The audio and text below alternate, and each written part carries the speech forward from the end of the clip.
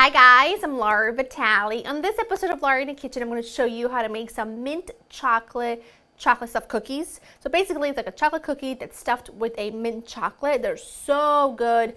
They'll be a perfect addition to your treat lineup this year. These are really fantastic and they could not be easier to make. They literally require a handful of ingredients and the cookie ends up being very much the consistency of a brookie, which I've talked to you about before, which is like a combination of a brownie and a cookie. It's got that soft interior and chewy texture that is just perfect, and then the inside's really nice and soft. They're just really to die for. Let me run you through the list of ingredients. You need all-purpose flour, unsweetened cocoa powder, salt and baking soda, some granulated sugar, unsalted butter that's been softened at room temperature, and an egg. And you also need your mint chocolate, but that's going to come in a little bit. To get it out of the way, I want to mention that I'm having the rest. I'm cutting the recipe in half, basically, to share this with you because I already made another batch, and this mama does not need to have any more cookies in the kitchen. Okay, but on my website I will have the full recipe, which makes about 2 dozen. So there's that. In a bowl, I'm going to add my butter. Make sure it's softened at room temperature, and to that I'm going to add my sugar, and I'm just going to work this together until combined. Just takes about a second or so. If you're doing double batches of this, which you totally can, then use a big mixer fitted with a paddle attachment, but for such a small amount, I'm not going to. Okay, let's add the egg. I'm going to just switch to a whisk. It'll be a little bit easier to incorporate it. I'm just going to mix my dry ingredients up a little tiny bit. Don't go too crazy because it doesn't matter. Add that right in, and then I'm just going to use my spatula to fold it all together until my cookie dough comes together. Cookie dough looks good. I'm just going to cover this with plastic wrap, and I'm popping it into the fridge for about an hour or so because it does need to firm up quite a bit, and I'll show you the next step. My dough chilled for about an hour in the fridge. I've got my oven preheated to 350. I have a baking sheet lined with parchment paper, and I've got a bunch of chocolates unwrapped, and I'll show you which ones I use. These are like peppermint chocolate, like bark, and they work perfectly because I find that they still keep a little bit of their shape and like their texture. They don't like ooze out, but truly you can use anything. I've made these with little mint chocolate little Hershey Kisses, you know.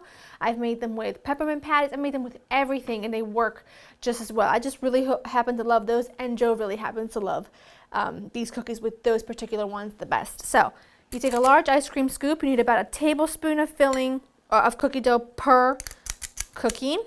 You scoop it out like that. And then I just cut it in half, roll it around, flatten it. Put your cookie on top, your chocolate, and then seal it around, and that's pretty much it. And then you put that on your prepared baking sheet. Make sure you put them, you know, an inch or 2 apart from each other, and it's as simple as that. Once you have them all formed, what I'd like to do is I'd like to take a little pearled sugar. And I like to just, you have to make sure that you really tack it on there and you press it on there, because as you can see, it kind of flies all over the place. It gives you a little bit of sweetness, it gives you a little crunch, but really it makes it really festive. You can also use pearl sugar that's shaped, you know, into a little holiday tree or whatever, stars, snowflakes, whatever. But I just like this particular kind. And now all I'm going to do is finish with my sugar, pop these into the oven at 350 for 10 to 12 minutes, and then I'll let them cool slightly and show you what they look like when they're done. My cookies baked for exactly 12 minutes. I took them out and I put them on my cooling rack. I literally took them out 2 minutes ago, so I should definitely let them cool and set completely. But if you could just smell how insanely good these smell, you would understand why I'm having a very hard time with that. And plus, I really want to show you kind of how it, you know, the center like perfectly melty.